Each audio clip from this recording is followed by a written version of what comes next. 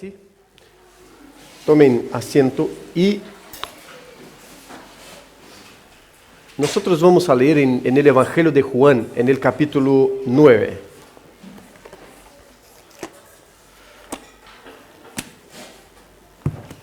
Juan capítulo 9.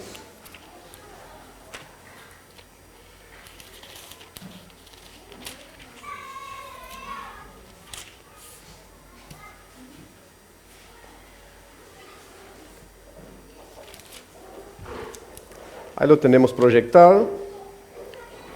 Solo por una cuestión de traducción de las Biblias, a veces tenemos muchas y sale un poco, pero estamos con la Reina Valera. Juan 9, 35.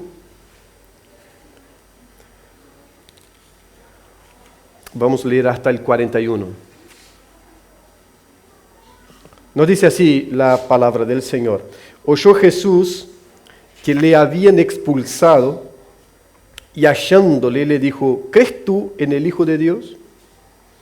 Respondió él y dijo, ¿quién es, Señor, para que crea en él? Le dijo Jesús, pues le has visto, y él que habla contigo, él es. Y él dijo, creo, Señor, y le adoró. Dijo Jesús, para juicio he venido yo a este mundo, para que los que no ven, vean, y los que ven, sean cegados. Entonces algunos de los fariseos que estaban con él, al oír esto, le dijeron, ¿acaso nosotros somos también ciegos? Jesús les respondió, si fuerais ciegos, no tendríais pecado. Mas ahora, porque decís, vemos, vuestro pecado permanece. Gracias, oh Dios, por tu palabra, por tu Santo Espíritu y por tu gracia y misericordia sobre cada uno de nosotros. En el nombre de Cristo Jesús. Amén y amén. Es una historia que empieza ahí en el versículo 1, dentro de un contexto que empezó por allá por un milagro de Cristo, por una señal de Cristo.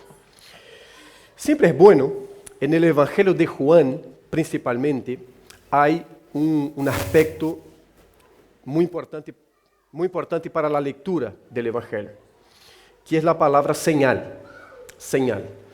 Diferentemente de los otros evangelios, Mateo, Marcos y Lucas, que trabajan desde la perspectiva del milagro y hacen relatos, narrativas de varios milagros de Jesús, el Evangelio de Juan hace hincapié en la palabra milagros. Me está rebotando Aarón con todo acá. Si bajas un cachito más. Ahí, así. Señales. ¿Por qué? Porque tal como vemos allá en el capítulo 20, versículo 31, Juan escribe para convencer a la gente que Jesús es el Cristo, el Hijo de Dios, y para que una vez que la gente esté segura de que Jesús es el Cristo, el Hijo de Dios, pueda creer en Cristo. Bueno, ellos esperaban un Mesías. El Mesías está prometido en las páginas del Antiguo Testamento. Y escudriñaban las Escrituras, daban su interpretación para lo que leían, agregaban interpretaciones sobre la propia revelación y con el paso del tiempo fueron construyendo un Mesías. Los judíos, en sus diversas representaciones, fariseos, saduceos, esenios, celotas, construyeron un Mesías. Ellos tenían el Mesías prototípico que ellos querían. Ya estaba dibujado en su mente a partir de lo que ellos quisieron leer en las páginas de las Escrituras, hablando específicamente del Antiguo Testamento. Esta es la razón por la cual cuando llega Jesús, el hijo de José, de María, engendrado por el Espíritu Santo, ellos no lo reconocen. No lo reconocen no porque no hubiese evidencias de que Jesús era el Cristo. Y acá otra vez, pongan bastante atención en Jesús y Cristo, porque Jesús era un hombre común, compartía la misma raíz de Josué, por ejemplo. Ahora, Cristo no es un nombre ni un apellido, sino que es un título. Cuando se habla Cristo, se está marcando el carácter mesiánico de Jesús. Ellos no tenían problema en reconocer a Jesús. Era un hombre con un nombre común en aquella región. No era el único, había otros Jesuses por allí y no era entonces exclusividad de Jesús, el hijo de María, de José, engendrado por el Espíritu Santo, que fuera el Jesús. Ahora sí, era exclusividad ser el Cristo, porque el Cristo tenía una historia larguísima hasta que concluyera con la encarnación de él. Era una historia que empieza en el Génesis. Tenemos la promesa del Mesías allá en el capítulo 3, versículo 15, lo que muchos llaman un protoevangelio. Allí se habla de la venida del Mesías, no con estas palabras. Allí se habla de la obra del Mesías, que es aplastar la cabeza de Satanás. Y allí se habla de la obra de Satanás y su pueblo, su gente, aquellos que no le pertenecen a Cristo, que es herir, en el caso, el calcañar de Cristo, el talón de Cristo y de sus seguidores. De Génesis 3:15, esta promesa se va manifestando en tipos, en la figura del cordero que era ofrecido sin mancha, sin ningún defecto, en el establecimiento de los sacrificios, en el derramamiento de sangre. Esto se repite con mucha fuerza, pero no apenas ahí con Abraham y Isaac, cuando Dios provee para Abraham el cordero. Esto quizás el evento con más fuerza como representatividad del cordero que iba a venir, ya presentado en Génesis 3:15, es la Pascua, lo que marca un año nuevo para los hebreos, que hasta entonces no son los judíos, pero son los hebreos, son aquellos que vienen posiblemente de Eber, o son llamados así porque están a camino, están caminando. Pero allí la sangre puesta sobre los dinteles a partir del sacrificio de un cordero es una representación muy fuerte del cordero que iba a venir. Y esto se va repitiendo, de manera que algunos profetas son más mesiánicos, como ser Isaías, que habla del lugar de nacimiento, que habla hijo de quién, no con nombres, sino cómo sería esta concepción. No sería a partir de una relación hombre-mujer común, sino que sería engendrado por el propio Dios a través del poder del Espíritu Santo. Y esto culmina con la aparición de Juan el Bautista, después de casi 400 años de un silencio profético de Dios, de no levantar ningún profeta, tal como se levantaba hasta el último profeta del Antiguo Testamento. No que Dios no siguiera dominando y conduciendo el curso de la historia, sino que después de haber levantado tantos y tantos profetas y todos serem rechazados, Dios hace silencio. Y ahí nace una cantidad de libros que hoy llamamos apócrifos, ahí nace una cantidad de revelaciones, ahí nace una cantidad de gente queriendo explicar el Mesías. Está el Evangelio de Tomás, por ejemplo, que tiene tentativa de explicar a Cristo en su niñez. Porque el ser humano no sabe convivir con el silencio. Y cuando hay mucho silencio, inventamos ruido. Y este Evangelio de Tomás es la explicación de la niñez de Cristo. Tomás no quiere decir que era el propio Tomás. Fue muy común también en este periodo dar nombre de alguien conocido a un escrito para que esto tuviera fuerza entre la gente. Por eso está el Evangelio de Bernabé, el Evangelio de María, el Evangelio de Judas, el Evangelio de Pablo, el Evangelio. Hay una cantidad de evangelios que una y otra vez alguien lo rescata y dice: acá está el secreto de la humanidad que la iglesia ocultó por años y años. Y nada, no ocultó nada. Esto no está presente porque fue rechazado allá en el principio, porque nuestros hermanos allá en el principio, en la formación del canon bíblico, evaluó, puso a prueba y no pasó.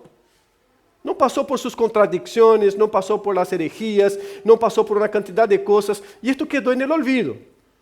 E agora aparece uma e outra vez o Salvador da humanidade por meio de uma escritura dizendo: agora sim, todos os secretos estão revelados porque encontramos o Evangelho perdido de Maria. Não, estava perdida porque quisieron que estuviera perdida, porque não tinha os critérios necessários para ser incluídos em aqueles que nós temos como canônicos, como inspirados. Pero o ruído que o ser humano inventa quando Deus faz silêncio a nossos ouvidos. Por isso, tantas revelações que não valem nada conduzem o ser humano a, não sei, a distorções increíbles, porque não sabe conviver com o silêncio e tampouco com a revelação escrita, e como quer algo mais, tem que provocar ruídos, e produz ruídos de herejías puras, e tantas, e tantas. Bueno, luego deste período aparece Juan el Bautista, que é a voz del que clama en el desierto, preparad camino para el Señor. Juan es la voz. No es la voz de Juan que es la voz de Dios. Juan, su persona, su presencia, predicando en el desierto, es la voz del Señor, porque Juan era hijo de sacerdote. Juan, a los 30 años aproximadamente, no antes, Juan tenía que asumir su ministerio sacerdotal en el templo. Pero Juan está en el desierto, y el hecho de estar en el desierto anunciando arrepentimiento es una denuncia de que Dios no está participando del evento allá en el templo, de que toda la religiosidad que está siendo desarrollada en el templo, que se había convertido desde hace tiempo en una máquina de explotación del ser humano y de la fe del ser humano.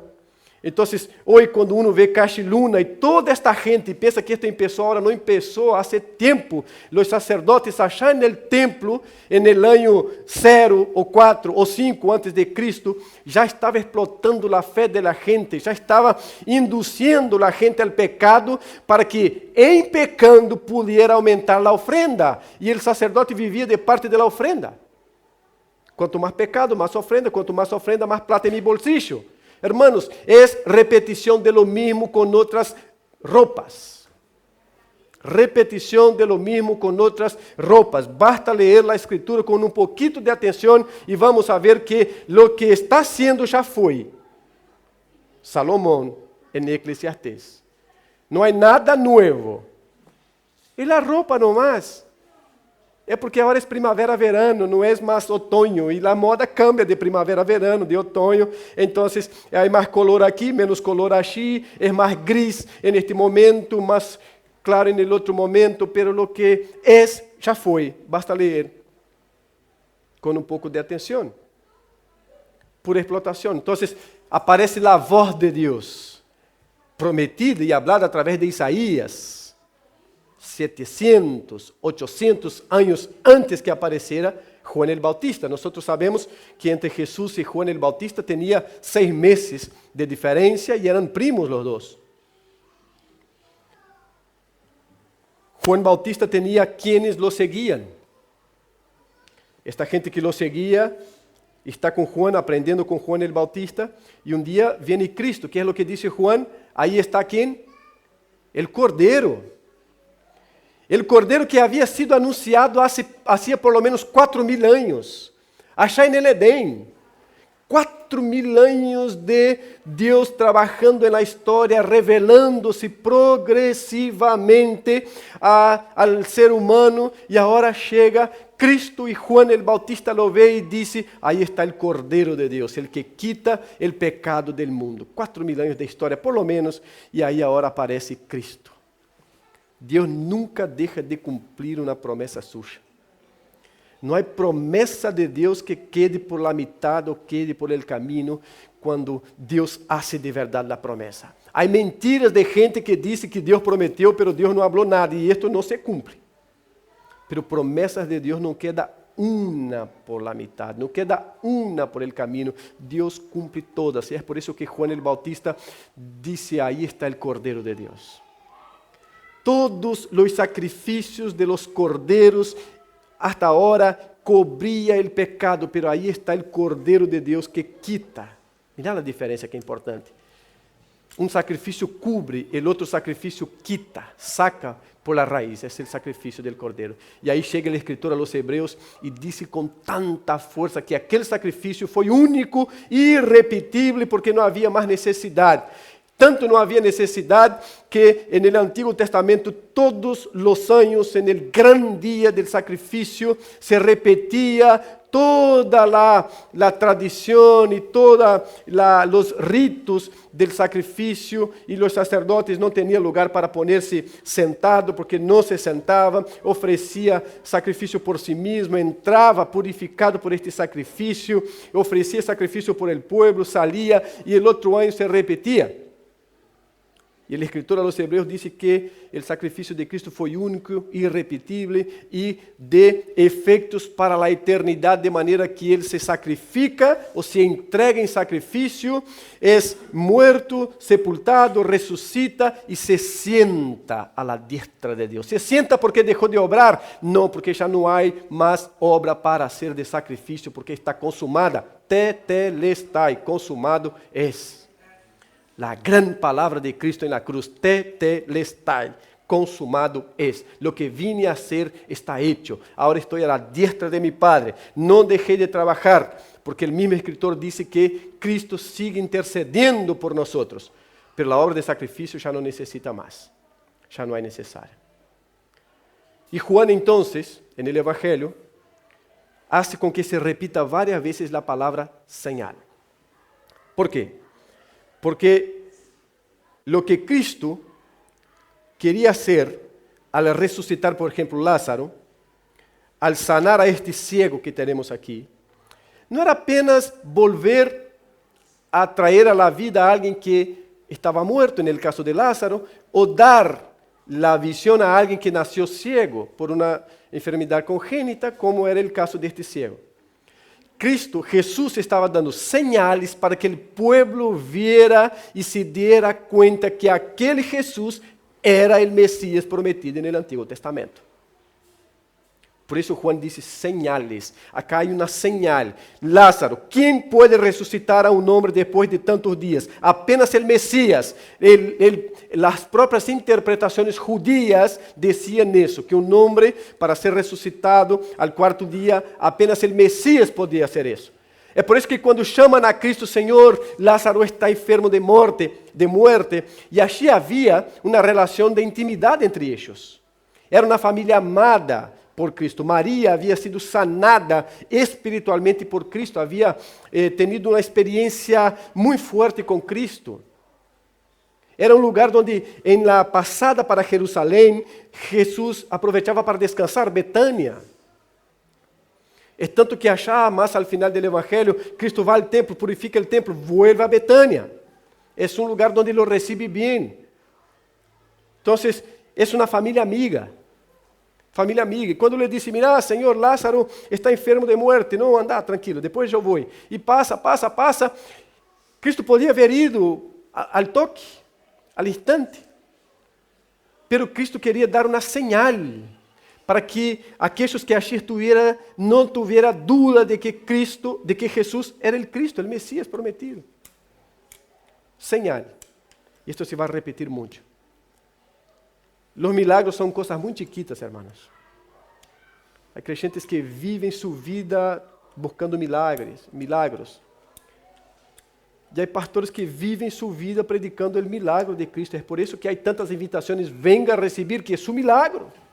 Que é o milagre? O milagre é uma sanação. E isto é tão pouco quando consideramos as señales de que Jesus é o Cristo, o Messias, o Hijo de Deus, o ungido de Deus, e que estando com este ungido, estamos eternamente acamparados em los braços del Senhor. E não busquem significado para esta palavra, que eu tampouco sei, foi o que me salió no momento. Acamparados. Vocês podem pensar que é português, e me equivoquei falando português, mas tampouco é português.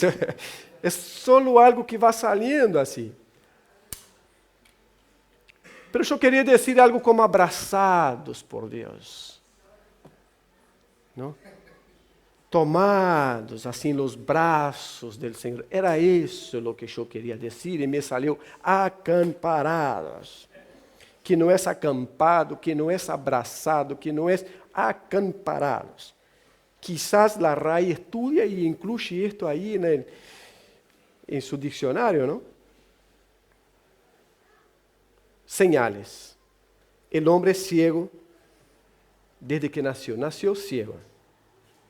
Y está allí hasta que un día Cristo, después de armar toda una revolución con los líderes religiosos en el templo, sale, pasa por este hombre y entra unas cuestiones teológicas bastante importantes. Señor, ¿quién pecó, este o sus padres?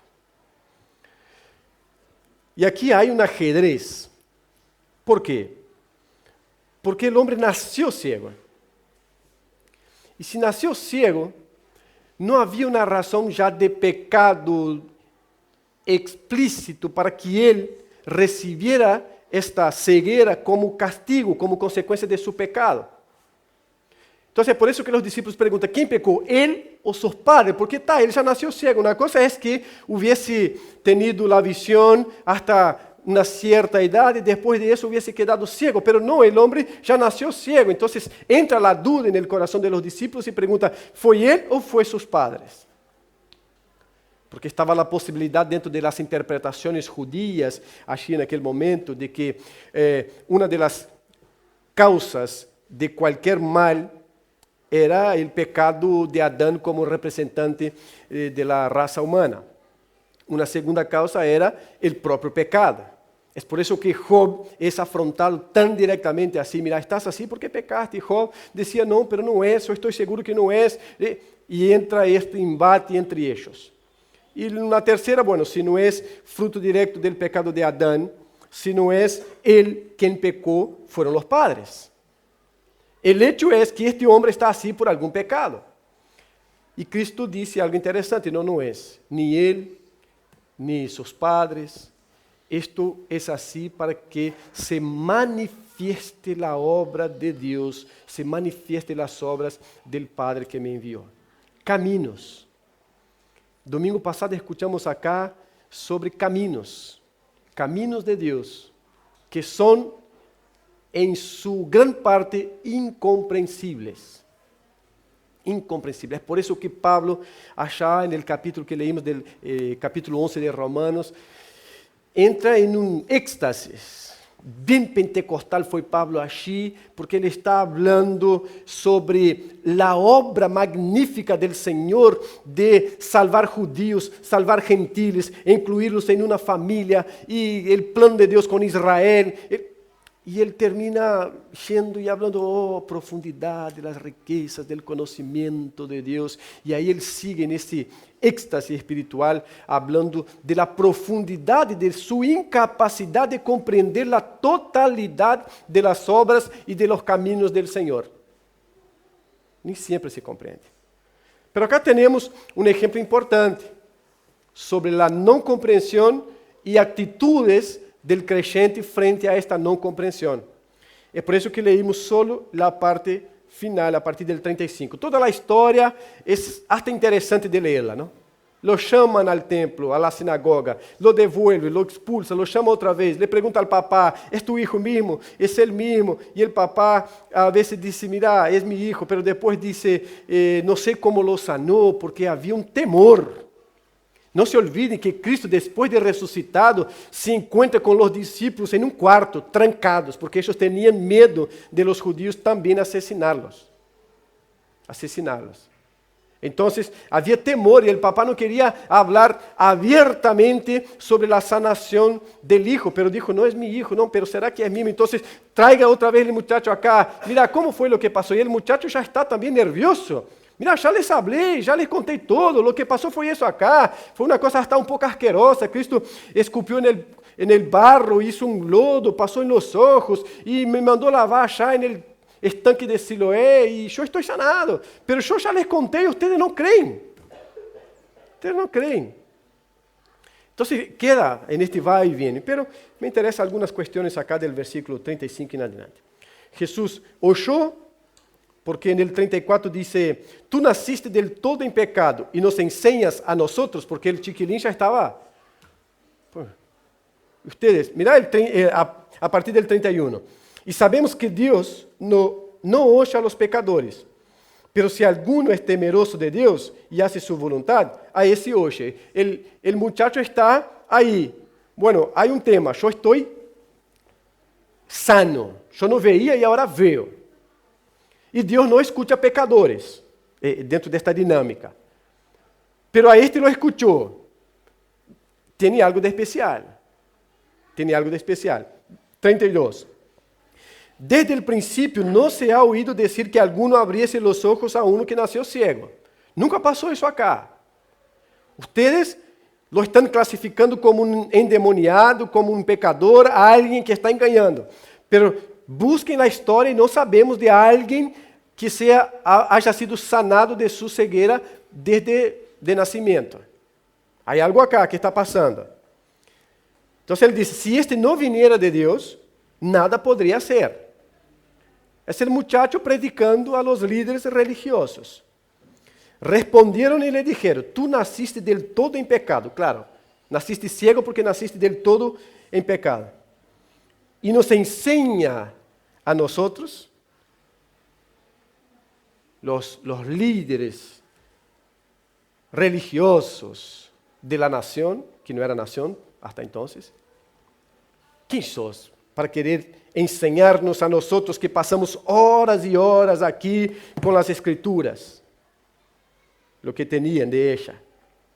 Entonces, naciste del todo en pecado y nos enseñas a nosotros, ¿y qué hacen? Lo expulsan. Lo expulsan. Esta expulsión puede llegar a ser definitiva, que él nunca más pudiera volver a una reunión pública de ellos. Es una alternativa. Hay 35. Oyó Jesús que le habían expulsado. Y hallándole le dijo, ¿crees tú en el Hijo de Dios? Mira qué interesante. Cristo le pregunta, ¿crees tú en el Hijo de Dios? Respondió él y dijo, ¿quién es? Hermanos, ¿se dan cuenta que una sanación, un milagre, una restauración puede no producir nada en el corazón del ser humano pecador que es? ¿Te das cuenta que a veces la gente pone sus fuerzas y sus energías todas en el conocimiento equivocado? Todo lo que quiere es un milagro, todo lo que quiere es una sanación, todo lo que quiere es que caminaba torcido, pero ahora no camina más torcido, y al fin y al cabo está en el camino de la perdición eterna, porque el milagro en sí no produce conocimiento de Dios. El hombre ya había estado con Jesús, y Jesús lo había sanado. Y ahora pasa no sé cuánto tiempo, no da para determinar exactamente los días, pero pasa un tiempo y Cristo lo encuentra nuevamente. Y le dice, ¿crees tú en el Hijo de Dios? ¿Qué es lo que el hombre sanado, que no veía físicamente y ahora ve, dice? ¿Quién es, Señor, para que yo crea en Él? Entonces, 37, le dijo Jesús, pues le has visto. Y el que habla contigo, Él es. Yo soy. Y él dijo, creo, Señor. Y le adoró. Creo, Señor, y le adoró. Hermanos, nadie puede conocer a Dios si Dios no se revela al ser humano. Nadie puede venir a Dios, a llegarse a Dios, convertirse si el Espíritu Santo de Dios no hace la obra de conversión en el corazón humano. Puede reconocer a Cristo como un ser diferenciado. Puede reconocerlo como un profeta. El hombre lo reconoció, debe ser un profeta, porque no es cualquiera. La mujer, allá en Samaria, reconoció, Señor, veo que es profeta. Nuestros padres dicen que tenemos que adorar acá y los judíos dicen que es allá. Pero veo que es profeta, hasta ahí llegó. Hasta ahí llegó por la revelación natural. Ella conoció a Cristo cuando Cristo se dio a conocer a ella como Cristo. Este hombre foi sanado por Jesús, foi tocado por Jesús. pero no conocía a Jesús como el Hijo de Dios, como Cristo. ¿Por qué? Porque ningún ser humano en la faz de la tierra puede conocer a Cristo por sus propios medios. Solo se conoce a Cristo por la propia revelación de Cristo en los corazones humanos. Es por eso que en el Evangelio de Juan mismo se dice que el que convence al mundo del pecado, de la justicia y del juicio. Es por eso que la pura y llana lectura de la Biblia no lleva a nadie para el cielo, o para donde fuere, no importa. ¿Por qué? Porque leer las Escrituras como esta gente leía, no el ciego, sino que los judíos, pocos hacen eso. O no sé si hay alguien que hace. Que era una cosa que empezaba muy temprano, con los niños. Una memoria que ya no tenemos hace tiempo más. No tenemos como ser humano, digo. Pero no conocían a Cristo. Ni los judíos ni el ciego. Pero el ciego era ciego. Y es interesante cómo Cristo juega con eso. Él era ciego, no veía, pero Cristo también le está hablando de una ceguera espiritual. Él no veía, ¿por qué? Porque él, por su propia condición, no podía reconocer en Jesús el Cristo, el Hijo de Dios. Por eso era ciego. Pero ahora él ve. Y los que se dicen ver, no veían, era ciego. ¿Por qué? Porque no reconocía en Jesús el Hijo de Dios. Bien. Le dijo Jesús, pues le has visto y él habla contigo. Él es. Y él dijo, creo, Señor. Cristo se reveló a él. Una vez que Cristo se reveló al ser humano, ¿cuál otra alternativa le queda? La que tenemos acá. Creo, Señor, y le adoró.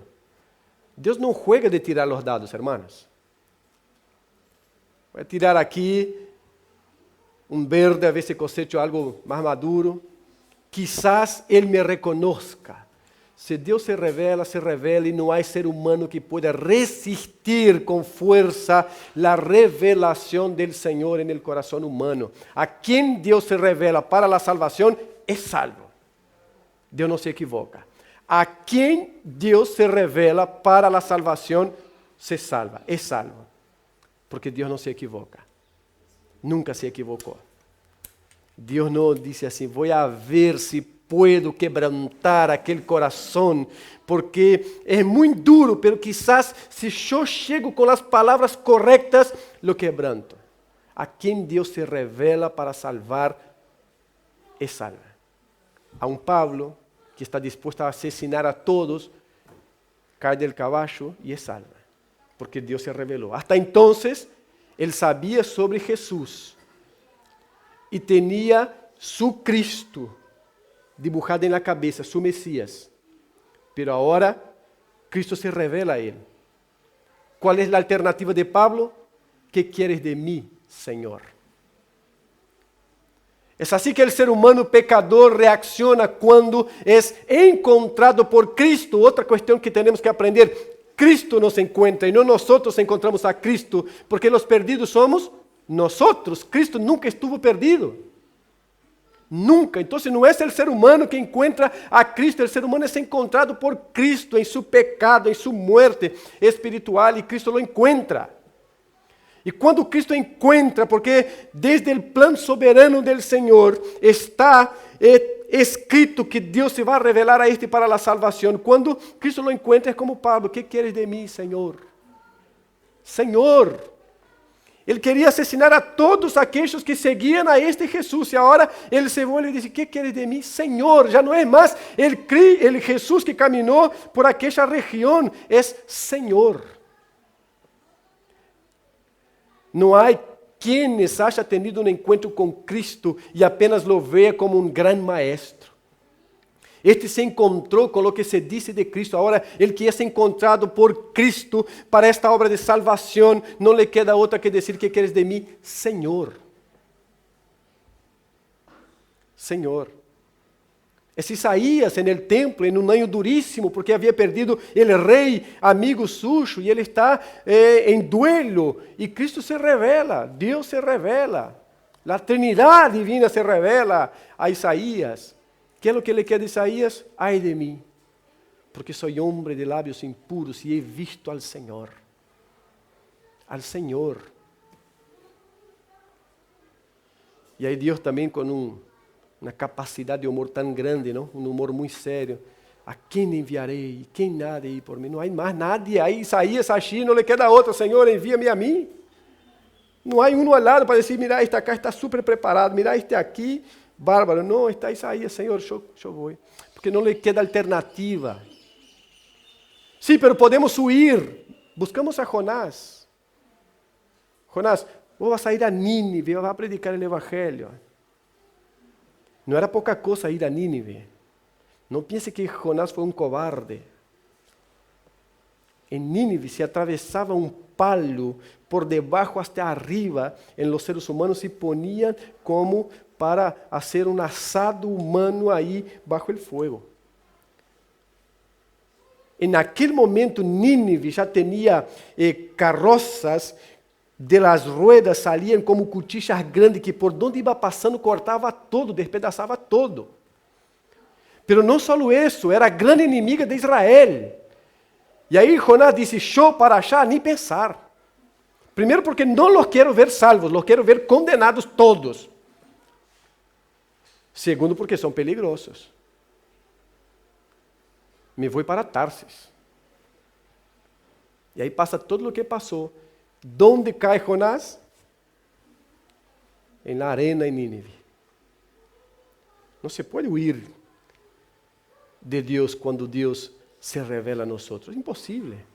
Poder resistir, poder estar dando vuelta en el desierto por 40 años cuando debería caminar 40 días. Pero no huir de esta manera. Jeremías dice que Dios, que para él hubiese sido mejor haber nacido muerto, o ni ver la luz, él llama. Para ver tanta desgracia, tragedia, desobediencia, mejor me hubiera sido no ver la luz. Pero después él dice, Señor, pero tú me conquistaste. Y yo conquistado me quedé. Tú me atrapaste en tu amor y yo atrapado en tu amor me quedé. Imposible, no se puede. Cuando Dios se revela y no hay fuerza humana capaz de contrarrestar eso. No hay corazón duro para Dios cuando Dios se revela a este ser humano. No hay. Hay para nosotros, por supuesto, que vemos la gente que no rechaza y no quiere y va y viene, no sé qué. Pero cuando Dios se revela, hermano, se reveló. Y no hay cómo ir. Y ahí queda esa actitud acá. ¿Cuál es la actitud? ¿Quién es, Señor, para que yo crea? Le dijo Jesús, le has visto. Y el que habla contigo, Él es. Creo, Señor. ¿Y hace qué? Adora. El hombre no dijo, compreendo ahora todo, Señor. Ahora está todo claro para mí. No, no. El hombre creyó y adoró. Volvemos a los caminos del Señor. Para adorar al Señor, no necesita conocer los caminos del Señor, necesita conocer al Señor de los caminos todos. Los caminos del Señor no vamos a conocer en su totalidad, no vamos a entender, no vamos a comprender todos. Pero si conocemos al Señor, lo adoramos. Y no adoramos porque todo está claro para nosotros, toda hora está como el día con mucho sol. No, adoramos porque Dios se reveló a nosotros y Dios mismo es suficiente para la adoración sincera y espiritual de nosotros. Le adoró. 38. 39. Para juicio he venido yo a este mundo, para que los que no ven, vean. Eso no está hablando de eso, ele está hablando a aquellos que no me conocen, me conozcan. ¿Tá? Y los que ven, sean cegados. Porque veía a Escritura, leía sobre o Messias e foram construindo seu próprio Messias, seu próprio Cristo, seu próprio ungido, de maneira que as coisas não encajavam. O Jesus que apareceu com o Cristo que construímos a partir de nossas interpretações. Cuidado com isso, hermanos. Los Cristos que vamos construindo na caminata, nem sempre tem que ver com o Cristo bíblico. E por isso, a vezes, uno rechaza. Tiene dificultad para someterse, porque construyó su propio Cristo, y era lo que pasaba con los judíos. Construyó su propio Mesías, de manera que nuestro Mesías no tiene nada que ver con este Jesús que está aquí, es completamente distinto. Entonces algunos de los fariseos que estaban con él, al oír esto, le dijeron, ¿acaso nosotros somos también ciegos? Jesús le respondió, mira qué interesante, ojalá fueran ciegos, porque si fuerais ciegos, no tendríais pecado. Y ahora ele já não está hablando de la conversación tal como inicia, porque inicia diciendo, ¿quién pecó? ¿Este o sus padres? Alguien pecó para que ele estuviera así. Cristo disse, ni ele ni sus padres, es decir, todos somos pecadores, pero para que ele estuviera nesta condição, não foi ni ele ni sus padres. Cristo não está negando, rechazando a condição de pecaminosidade da natureza humana, não é isso. Cristo só está falando, esta situação específica não é fruto nem de um pecado próprio del chiquilín, nem de seus padres. Isto é para que se manifieste as obras de Deus. Bem, e agora? 41. Si fueras ciegos, no tendrías pecado. Es ciego porque tiene pecado. Acá él dice, si fuera ciego, porque él está hablando de ciego espiritual. Si no tuviera la revelación escrita, si no tuviera lo que está hablando sobre el Mesías de hecho, si no hubiese colocado sobre la figura prometida en las escrituras del Mesías tantas interpretaciones y tantas cosas, ustedes não teriam pecado. Mas agora, porque decís, não é que conhecia, porque decís, vemos, vuestro pecado permanece. Vuestro pecado permanece. Porque veem, mas não reconhecem que aquele é o Cristo. E não reconhecem porque, muito sencillo, não reconhecem porque Cristo em sua soberania não se revelou a eles como Salvador. É por isso que Pablo trabalha todo o capítulo 9, 10 e principalmente o 11 de Romanos, falando da obra de Deus com os judíos. Não é que Deus los acha abandonado. Não é que Deus los acha abandonado. É que tanto judío como gentil solo pode reconhecer a Cristo por la revelação de Deus. Não é leyendo e leyendo e leyendo, porque não vai chegar aí. Chega-se por meio da leitura. Deus obra em los corações humanos, senão não chega. E Cristo disse claramente, eu vim a dividir, para juízo é venido. ¿Por quê? Porque se crê para a salvação e não crê para a perdição. Não há vueltas. Não há muros para subir e estar arriba. Para que os que não veem, vejam, e os que veem, sejam cegados. Me gostaria de terminar com o que vimos en el 38. E ele dijo, creo, Senhor, e lhe adorou. Creo, Senhor, e lhe adorou. Acá vemos a importância da revelação de Deus, a revelação chamada em teologia, a revelação especial de Deus.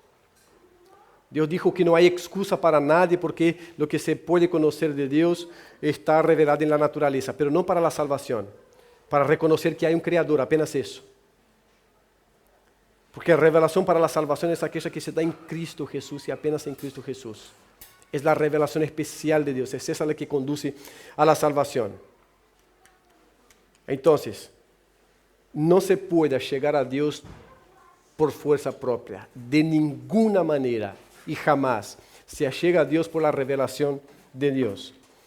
Segundo, no se necesita conocer los caminos de Dios para adorar a Dios, hermanos. Querer entender todo para poder adorar. Dios es suficiente en sí mismo y merecedor de toda honra, gloria, loor, adoración, porque Él es Dios. E justamente porque Ele é Deus, não conhecemos todos seus caminhos. Não conhecemos todos seus caminhos. A adoração está relacionada à presença mesma de Deus, a Deus mesmo. Então, os que conhecemos a Deus, não necessitamos conhecer todos seus caminhos para adorá-lo. Apenas adoremos, porque Deus é digno de ser adorado. Amém? Que Deus nos dê sua graça, em nome de Jesucristo, para viver em adoração. Dentro de lo que vimos também domingo passado, adoração não é um acto específico, senão que é uma maneira del creyente viver. Se adora por la música, se adora por la oração, se adora por la vida, se adora por el caminar, por el trabajar, se adora a Deus. Assim que não há coração duro quando Deus se revela a este coração. Vamos orar? Deus, te alabamos e glorificamos a tu nome santo en esta mañana, Senhor. Reconociendo, Padre, nuestro lugar como seres humanos caídos. Já não mais, porque fuimos rescatados, redimidos por Cristo Jesús, nuestro Señor, el Cordero de Deus que quita el pecado del mundo. Esta sangre que nos purifica, nos livrou de la ira divina que estava sobre nosotros por la justicia de Deus. Te damos gracias, Senhor. Te damos gracias, porque sin merecer nada fuimos blancos, oh Padre, de tu salvación. Y esta salvación es para la eternidad misma, Señor. Porque no fue hecha basada en mis méritos o en ninguna fuerza humana, sino que en el sacrificio de Cristo, que es eterno, perfecto, irrepetible, porque no hay necesidad, Señor. Padre, revélate cada día a nuestros corazones, a nuestras vidas, para que sepamos adorar, aún sin conocer los caminos todos tuyos, oh Padre. Adorar porque tú eres Dios, soberano, eterno, poderoso, porque tu misericordia nos ha alcanzado y porque tu salvación llegó a nuestros corazones, oh Dios. Te alabamos, Padre, por ser iglesia tuya, también obra de tu misericordia y gracia. Te alabamos por estar aquí entre adultos, mayores, jóvenes, adolescentes, niños. Iglesia tuya, Senhor, sendo preparada, purificada, trabajada para o encontro com Cristo Jesús, para viver eternamente com Cristo. Te alabamos, ó Deus, e te glorificamos. Te rogamos também uma semana bendecida em tu presença, ó Padre. Ajuda-nos a someter nossos projetos a tu vontade, a buscar, ó Padre, tu vontade e querer viver em ella e por ella. Ajuda cada um aqui, esta semana, em seus desafios, em suas complexidades, em lo que vamos a passar, ó Deus. Que sepamos que Tu estás presente, que controla com Tu poder, com Tu soberania, o curso da história. Que seja assim, ó Padre. Bendiga aqueles que estão enfermos. Haga um milagre, Senhor. Este milagre de restauração da saúde. Pero por encima de qualquer coisa, obre nos corações, ó Padre, de aqueles que não Te conhecem, que não conhecem a Cristo, para que puedan adorar, y adorar conociendo a quien se adora, Señor. En el nombre de Cristo Jesús nosotros te alabamos. Amén.